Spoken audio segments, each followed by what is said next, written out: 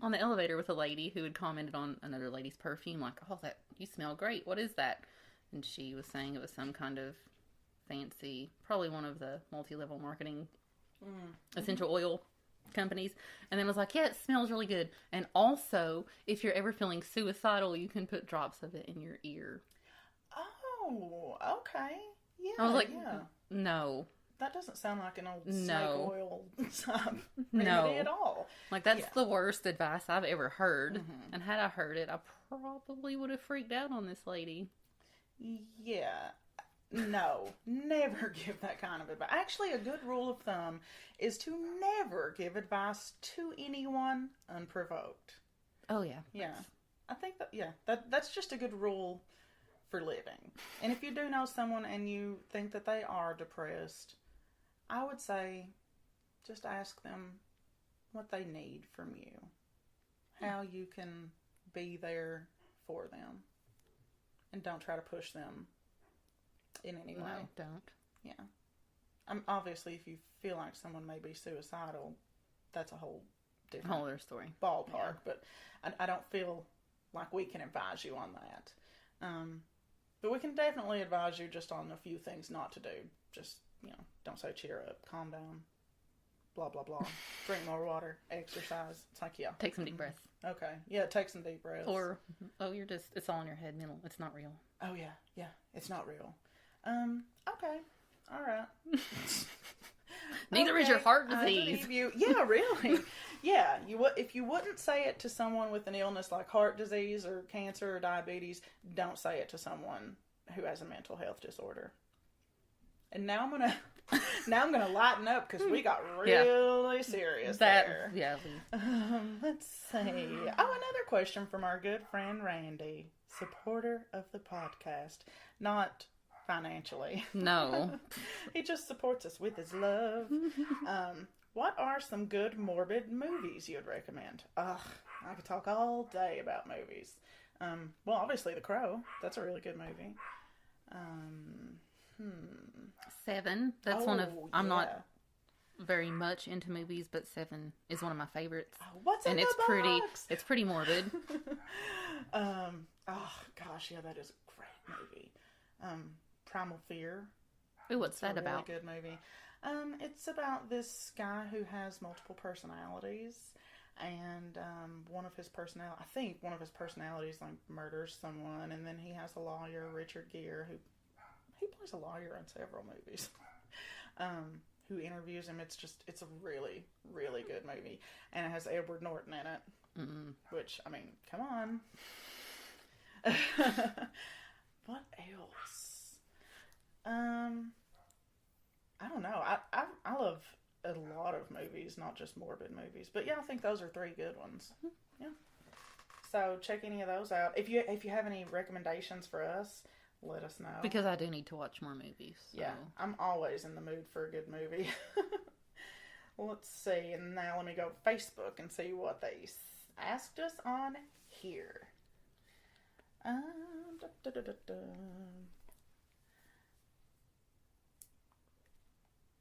Let's see. Here we go. If God or a higher power, whatever you wish to call it, offered to tell you when and or how you would die, would you want to know? Oh, no. Man, that's a good question. That question comes from Mitchell on Facebook. Yeah, I think that's an excellent question. No. Absolutely because not. I recently did the 23andMe genetic testing, and then I also had the health study done. And my friend also did it, and she had, like, none of the genetic, variants. Mutation. It's variants is what they're called, for, like, any of the awful illnesses. So when I opened mine up at work, and I was like, oh, everything's going to be fine. And I freaked out. It was not fine. Like, I did not want to know that I have the gene for Alzheimer's. Or both of them for macular degeneration. Or all this other stuff. So I thought that I would want to know. But now that you know, it's stressing me out.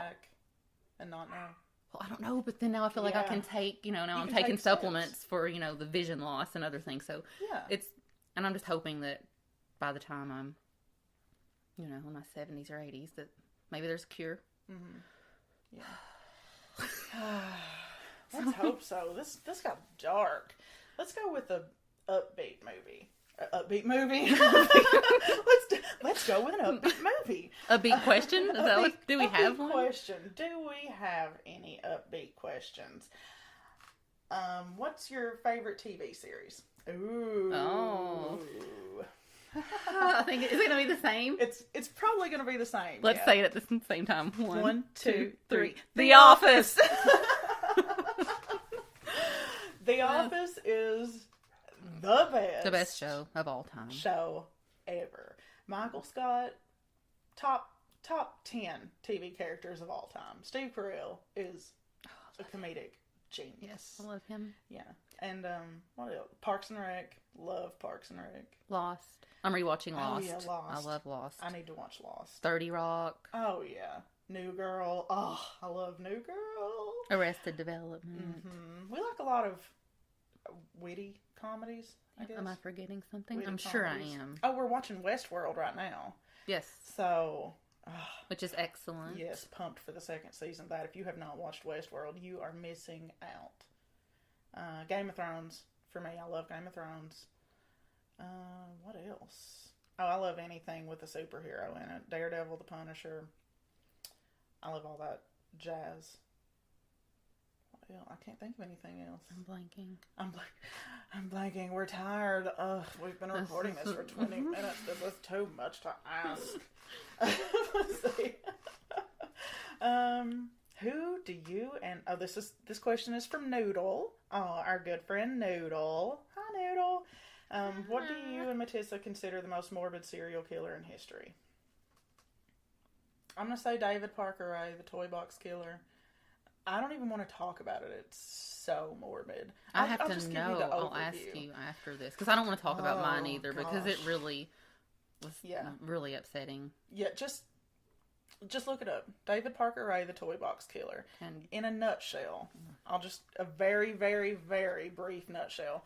They, him and his wife or girlfriend, I can't remember, kidnapped women, tied them up, did all kinds of weird sexual things. I do know who that is. I watched, it was awful. on some TV show like a few years ago. I don't know what it was called, but weren't they in the desert or something in like an RV? Yeah, I think it was the desert. I can't remember, but yeah, they had them in a padded room, like no one could hear them. There's some horrible bestiality stuff.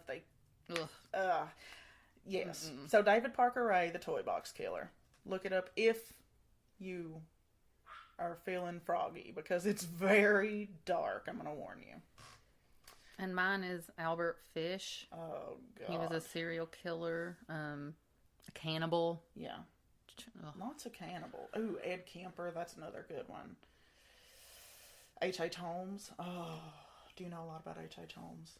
Yes, was that like the murder house? Like the crazy murder house? Whatever. Oh, yes. Yeah.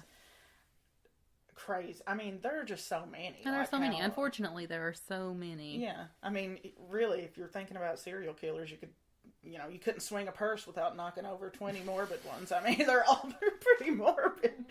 But, yeah. Definitely look up Albert Fish, Ed Kemper, the toy box killer, if you want to be really scarred for life. Now, hopefully we've got some upbeat questions. Oh, okay. This is coming from Chris. What book are you reading right now, or podcast you're listening to, app you're obsessed with, etc.? Well, I'm not reading any book. I'm not either. But I'm listening to, I listen to a podcast called Case File. I really like it. And my favorite murder. Shittown. Shittown, I recently yes. listened to that. Oh, and it God, yes. It makes you feel so many things. Yeah, it really does. If you have a few hours. Because was it 7 episodes? It was only 7 or 8 episodes. And it is perfection. It is. Yes. It is the perfect podcast. It's called S-Town. Stands for Shit Town. But, yeah, I cannot recommend that highly enough. That is I need to listen to it again, actually. Yeah, I've listened twice. Let's see. Do we have time for one more question? Let's do one more. Why did you decide to do a podcast? That is from Ashley. I think we've both recently gotten into podcasts, fairly recently, I think. And we both struggle with anxiety. We wanted kind of an outlet where we may be able to help other people who are struggling. We love history, true crime, morbid deaths, like old torture techniques. We just love the strange and unusual. Oh, that sounds like a Beetlejuice quote. I myself am strange and unusual. Tell me who said it in Beetlejuice. write us on Facebook and tell us which character said that. I was terrified of Beetlejuice. Really? Yes. Did you think if you said his name 3 times? No, just him. Just Beetlejuice was scary. I just remember that where he's like, "Yeah, babe, I'm the ghost with the most, babe," and I was like, "Oh my god, no!" Michael Keaton is so. Oh, and speaking of spiders, at the beginning when you think it's panning onto like a neighborhood, and then a huge tarantula crawls over the house, and you realize it's the model neighborhood in their attic, and then you see a young, super sexy Alec Baldwin. Yeah. Oh God, and Gina Davis, those cheekbones. Okay, I'm getting distracted. But yeah, please, if you guys have any other questions for us, we love answering questions. And if you like this episode, it's something that we can do now and then. We're taking requests on morbid events. We've already got a couple suggestions from a lovely, lovely dude in our therapy class. Gave us a couple suggestions. I don't want to say any names, but we'll be doing some of those closer to home. Morbid things. Folklore. Strange. Yeah, folklore. Yeah, strange happenings. I kind of like to get into some not conspiracy theories. What are the urban legends? Yeah. Kind of like to get into some urban. No, I don't really like conspiracy theories. Like, when I said that, Sylvia? I was like, wait, what just came out of my mouth? I'm finished here.